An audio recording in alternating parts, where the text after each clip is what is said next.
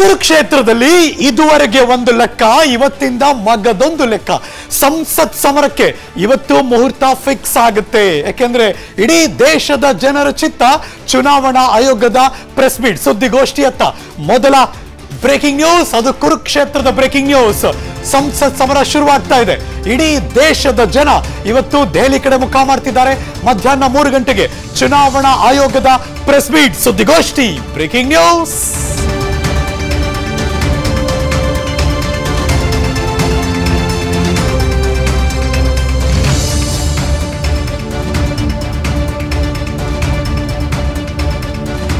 ಕಳೆದ 2-3 ತಿಂಗಳಿನಿಂದ ಇಡೀ ದೇಶದ ಜನ ಎಲ್ಲಂದ್ರಲ್ಲಿ ಕೇಳ್ತಾ ಇದ್ರಲ್ಲ, ಟೀ ಕುಡಿಬೇಕಾರೆ ಟೀ ಅಂಗಡಿ ಹತ್ರ, ಕಟಿಂಗ್ ಶಾಪ್ ಹತ್ರ, ಅಥವಾ ಯಾವುದೋ ಮಾಲ್ ಹತ್ರ ಎಲೆಕ್ಷನ್ ಯಾವಾಗಿರ್ಬೋದು, ಎಲೆಕ್ಷನ್ ಡೇಟ್ ಯಾವಾಗಿರ್ಬೋದು, ಕರ್ನಾಟಕದಲ್ಲಿ ಯಾವಾಗಿರ್ಬೋದು, ಅದಕ್ಕೆ ಉತ್ತರ ಇವತ್ತು ಮಧ್ಯಾಹ್ನ 3 ಗಂಟೆಗೆ ಚುನಾವಣಾ ಆಯೋಗ ಮಧ್ಯಾಹ್ನ 3 ಗಂಟೆಗೆ ಸುದ್ದಿಗೋಷ್ಠಿ ಕರೆದಿದ್ದಾರೆ. ಅಂದ್ರೆ ಅರ್ಥ ಚುನಾವಣಾ ದಿನಾಂಕವನ್ನ ನಾವು ಘೋಷಣೆ ಮಾಡ್ತೀವಿ ಅಂತ. ಕೌಂಟ್ ಡೌನ್ 6 ಗಂಟೆ 30 ನಿಮಿಷದ ಕೌಂಟ್ ಡೌನ್. ಮಧ್ಯಾಹ್ನ 3 ಗಂಟೆಗೆ ಚುನಾವಣಾ ಆಯೋಗದಿಂದ ಸುದ್ದಿಗೋಷ್ಠಿ ಲೈವ್ ಆನ್ ವಿಸ್ತಾರ ನ್ಯೂಸ್. ನಾವು ಕೂಡ ರೆಡಿ ಆಗಿದ್ದೀವಿ ಅದನ್ನ ನಿಮ್ಮ ಮುಂದೆ ತೋರಿಸೋದಕ್ಕೆ. ಲೋಕಸಭಾ ಚುನಾವಣಾ ದಿನಾಂಕವನ್ನ ಆಯೋಗದವರು ಇವತ್ತು ಮಧ್ಯಾಹ್ನ ಘೋಷಣೆ ಮಾಡೇ ಮಾಡ್ತಾರೆ. ಈಗಿರೋ ಪ್ರಶ್ನೆ ಏನ್ ಗೊತ್ತಾ, ಲಾಸ್ಟ್ ಟೈಮ್ ಇತ್ತಲ್ಲ 2019ರ ಲೋಕಸಭಾ ಚುನಾವಣಾ ರಣಕಣ, 2 ಹಂತದಲ್ಲಿ ಮತದಾನ ಈ ಬಾರಿಯೂ ನಡೆಯುತ್ತಾ ಅಂತ ಬರ್ತಾ ಇದೆ. ಕುರುಕ್ಷೇತ್ರದ ಮತ್ತೊಂದು ಬ್ರೇಕಿಂಗ್ ನ್ಯೂಸ್. ಕರ್ನಾಟಕದಲ್ಲಿ ಈ ಬಾರಿ ಎಷ್ಟು ಹಂತದ ಮತದಾನ? ಕಳೆದ ಲೋಕಸಭಾ ಚುನಾವಣೆಯಲ್ಲಿ 2 ಫೇಸಿಂಗ್ ಅಲ್ಲಿ ವೋಟಿಂಗ್ ಆಗಿತ್ತು. ಈ ಬಾರಿ ಹೇಗೆ? Breaking news number 2.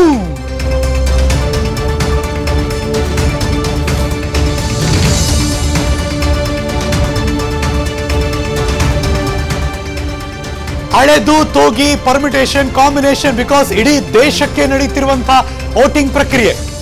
ಕಳೆದ ಬಾರಿ 2019 ಲೋಕಸಭಾ ಚುನಾವಣೆಯಲ್ಲಿ 2 ಹಂತದಲ್ಲಿ ಮತದಾನ ಆಗಿತ್ತು.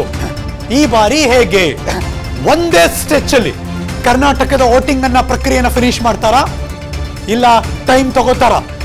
2 ವೋಟಿಂಗ್ ಪ್ರಕ್ರಿಯೆಗೆ ಹೋಗ್ತಾರ ಅಂದ್ರೆ 2 ಬಾರಿ 2 ಹಂತದಲ್ಲಿ ಈ ಚುನಾವಣಾ ವೋಟಿಂಗ್ ಪ್ರಕ್ರಿಯೆ ಬರುತ್ತಾ? ಅದು ಈಗಿರುವಂತ ಕುತೂಹಲ.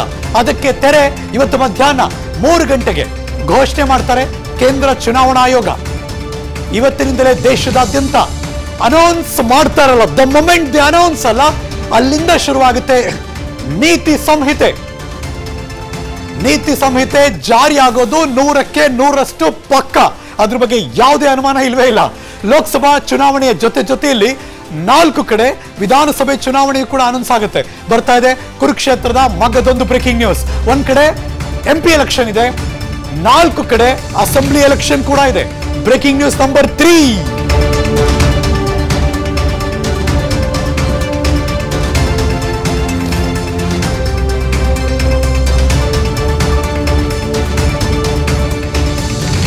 ವೋಟಿಂಗ್ ಪ್ರಕ್ರಿಯೆ ನಡೆಯುತ್ತೆ. 4 ವಿಧಾನಸಭಾ ಚುನಾವಣೆಗೂ ಕೂಡ ದಿನಾಂಕವನ್ನ ಇವತ್ತು ಅನೌನ್ಸ್ ಮಾಡ್ತಾರೆ. ಎಲ್ಲೆಲ್ಲಿ 4 ಕಡೆ? ಆಂಧ್ರ ಪ್ರದೇಶ, ಅರುಣಾಚಲ ಪ್ರದೇಶ, ಒಡಿಶಾ ಮತ್ತು ಸಿಕ್ಕಿಂ. 4 ರಾಜ್ಯಗಳ ವಿಧಾನಸಭಾ ಚುನಾವಣೆಗೂ ಕೂಡ ಡೇಟ್ ಇವತ್ತು ಅನೌನ್ಸ್ ಮಾಡ್ತಾರೆ. ಐ ರಿಪೀಟ್, ಆಂಧ್ರ ಪ್ರದೇಶ, ಅರುಣಾಚಲ ಪ್ರದೇಶ, ಒಡಿಶಾ ಮತ್ತು ಸಿಕ್ಕಿಂ. ಅದರಲ್ಲಿ ದಕ್ಷಿಣದಲ್ಲಿ ಆಂಧ್ರ ಪ್ರದೇಶ ಇದೆ, ಅರುಣಾಚಲ ಪ್ರದೇಶ, ಒಡಿಶಾ ಮತ್ತು ಸಿಕ್ಕಿಂ. 4 ರಾಜ್ಯಗಳ ವಿಧಾನಸಭಾ ಚುನಾವಣೆಗೂ ಕೂಡ ಇವತ್ತು ಡೇಟ್ ಫಿಕ್ಸ್ ಆಗುತ್ತೆ. ದಿನಾಂಕವನ್ನ ನಿಗದಿ ಮಾಡಿ ಅನೌನ್ಸ್ ಮಾಡ್ತಾರೆ ಚುನಾವಣಾ ಆಯೋಗದವರು. ಅಲ್ಲಿಗೆ ನಾನು ಆಗ್ಲೇ ಹೇಳಿದ್ನಲ್ಲ, ಇವತ್ತಿಂದ ಮಗದೊಂದು ಲೋಕಸಭಾ ಚುನಾವಣಾ ಕುರುಕ್ಷೇತ್ರದ ಅಖಾಡ ರೆಡಿ ಆಗುತ್ತೆ. ಈ ಎಲ್ಲ ಮಾಹಿತಿಗಳನ್ನ ಒಂದಷ್ಟು ಇನ್ಸೈಡ್ ಇನ್ಫಾರ್ಮೇಶನ್ ಕೊಡೋದಕ್ಕೆ let's go live to Delhi. ನನ್ನ ಸಹೋದ್ಯೋಗಿ ವಿಕ್ರಮ್ ಕುಮಾರ್ ರಾಷ್ಟ್ರದ ರಾಜಧಾನಿ ನವದೆಹಲಿಯಿಂದ ಲೈವ್ ಜಾಯಿನ್ ಆಗ್ತಿದ್ದಾರೆ. ತುಂಬಾ ದಿನ ಆಗಿತ್ತು, ಅಯೋಧ್ಯೆಯ ಅಪ್ಡೇಟ್ಸ್ ಆದ್ಮೇಲೆ ಮತ್ತೆ ದೆಹಲಿ ಬ್ಯುಸಿ ಆಗೋಕೆ ಶುರುವಾಗುತ್ತೆ. ವಿಕ್ರಮ್ ನಮಸ್ಕಾರ, ವೆರಿ ಗುಡ್ ಮಾರ್ನಿಂಗ್.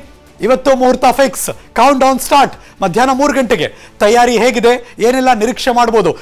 ಚುನಾವಣಾ ಆಯೋಗದ ತಯಾರಿಯ ಬಗ್ಗೆ ಸ್ಪೆಷಲಿ ಮಾಹಿತಿ ಕೊಡಿ.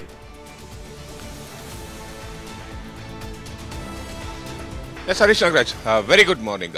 ಈಗಾಗಲೇ ಲೋಕಸಭಾ ಚುನಾವಣೆ ಯಾವತ್ತು ದಿನಾಂಕ ನಿಗದಿ ಆಗುತ್ತೆ, ಯಾವತ್ತು ಘೋಷಣೆ ಆಗುತ್ತೆ ಅನ್ನೋ ಒಂದು ಪ್ರಶ್ನೆಗೆ ಒಂದು ಹಂತದಲ್ಲಿ ಉತ್ತರ ಸಿಕ್ಕಿರ್ತಕ್ಕಂಥದ್ದು. ಅದಕ್ಕೆ ಇವತ್ತು ಆ ಒಂದು ಚುನಾವಣಾ ದಿನಾಂಕ ಘೋಷಣೆ ಆಗುತ್ತೆ ಅಂತೇಳಿ, ಯಾಕಂದ್ರೆ ಇವತ್ತು ಚುನಾವಣಾ ಆಯೋಗ ಇವತ್ತು ಮಧ್ಯಾಹ್ನ 3 ಗಂಟೆಗೆ ಪತ್ರಿಕಾಗೋಷ್ಠಿಯನ್ನ ಕರೆದಿರ್ತಕ್ಕಂಥದ್ದು.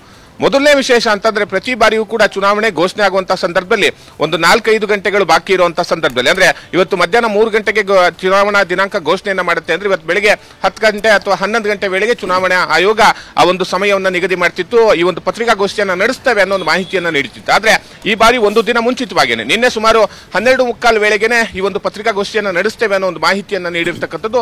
ಇದು ಇತ್ತೀಚಿನ ವರ್ಷಗಳಲ್ಲಿ ಬಹಳ ವಿಶೇಷ ಆಗಿರ್ತಕ್ಕಂಥದ್ದು. ಇನ್ನುಳಿದಂತೆ ರಾಜ್ಯದಲ್ಲಿ ಬೇರೆ ಬೇರೆ ರಾಜ್ಯದಲ್ಲಿ ಈಗಾಗಲೇ EC election commission of India ಒಂದು ರೀತಿಯಲ್ಲಿ ಪ್ರವಾಸ ಮಾಡುವಂತ ಕೆಲಸವನ್ನ ಈಗಾಗಲೇ ಮುಗಿಸಿರುವಂತದ್ದು. ಯಾಕಂದ್ರೆ ರಾಜ್ಯದ ಸ್ಥಿತಿಗತಿಗಳು ಹೇಗೆ, ಯಾವ ರೀತಿಯಲ್ಲಿ ಚುನಾವಣೆ ನಡೆಸಬಹುದು ಅನ್ನೋ ಒಂದು ಅಧ್ಯಯನ ಈಗಾಗಲೇ ಆ ಒಂದು ಚುನಾವಣಾ ತಂಡ ನಡೆಸಿರ್ತಕ್ಕಂಥದ್ದು. ಅದಕ್ಕೆ ಬೇಕಾದಂತಹ ಸಿದ್ಧತೆಯನ್ನು ಕೂಡ ಮಾಡಿಕೊಂಡಿದೆ. ಉಳಿದಂತೆ ಕಳೆದ ಬಾರಿ 7 ಹಂತದಲ್ಲಿ ಚುನಾವಣೆ ನಡೆದಿತ್ತು.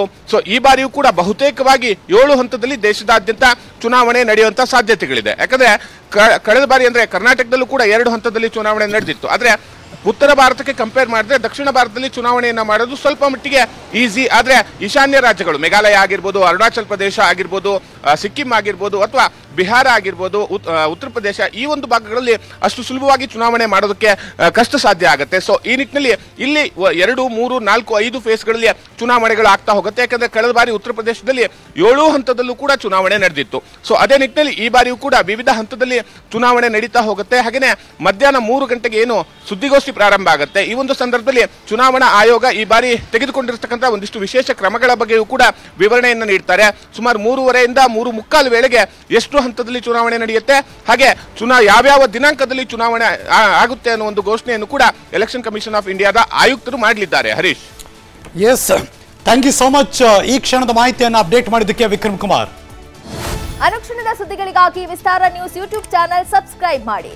ಹೊಸ ಸುದ್ದಿಗಳ ನೋಟಿಫಿಕೇಶನ್ಗಾಗಿ ಬೆಲ್ ಐಕಾನ್ ಕ್ಲಿಕ್ ಮಾಡಿ. ಲೇಟೆಸ್ಟ್ ಅಪ್ಡೇಟ್ಸ್ಗಾಗಿ www.vistaranews.com ವೆಬ್ಸೈಟ್ಗೆ ವಿಸಿಟ್ ಮಾಡಿ. ಅಂಗೈಯಲ್ಲೇ ಜಗತ್ತಿನ ಸುದ್ದಿ ತಿಳಿಯಲು Vistara news Kannada app download ಮಾಡಿ.